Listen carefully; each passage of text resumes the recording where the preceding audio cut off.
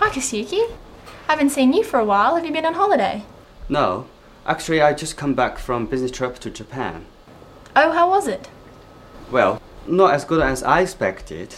I was really looking forward to going home, see my family, my friends, immersing myself in my culture again. And what happened? It just didn't feel the same. I don't know if I have changed or Japan has changed. I felt really out of place, like I didn't belong there or something.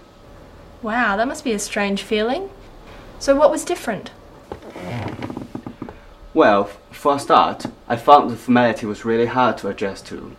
All the bowing and different levels of practice in the language.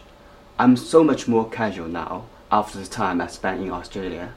So it made me really tense and always worrying I might be offending someone. I guess when you live there, it must be second nature to adjust your language and your behaviour according to the situation. But when you've been away for a while, it must be hard to get back into it. I never could get a grasp of the different levels of formality when I was living there. Yeah, you were a foreigner there, so they didn't expect you to. But I'm a Japanese. Had I forgot all the formalities, I'd never have heard the end of it. As it was, people give me a hard time, said I wasn't Japanese anymore, that I'd become an Aussie. Well, maybe you have. I mean, you live here, you work here, your wife is Australian, and now you're raising your family here. But I don't feel Australian either. Well, I guess you've got the best of both worlds then. You can take the bits that you like out of each culture and ignore the ones that you don't like. I think I'm a much more well-rounded person having spent time in Japan. It really changed me. In what way? People there seem to have more sense of each other's feelings and thoughts. I didn't have to explain myself as much. People just seemed to understand me without words. And I loved how considerate they were, always thinking of the group before the individual, always considering what impact their actions would have on the people around them. That can be a negative thing too, You can never relax and think about yourself and your needs. Yes, but an individualistic society like Australia can also be negative. There is less consideration for others. People are more self-centered. Well, I like freedom here, but I do miss that group awareness sometimes. So in what ways do you think Japan has changed?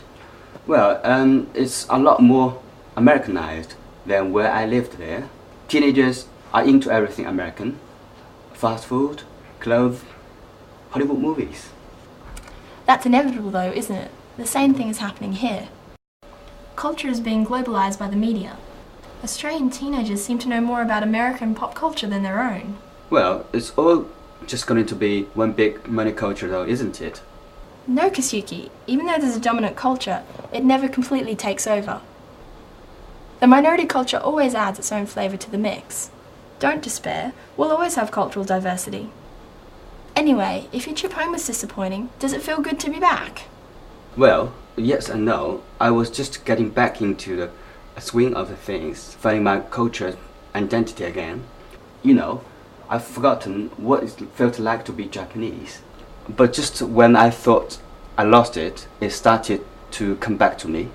And then suddenly, it was time to leave and come home to Australia.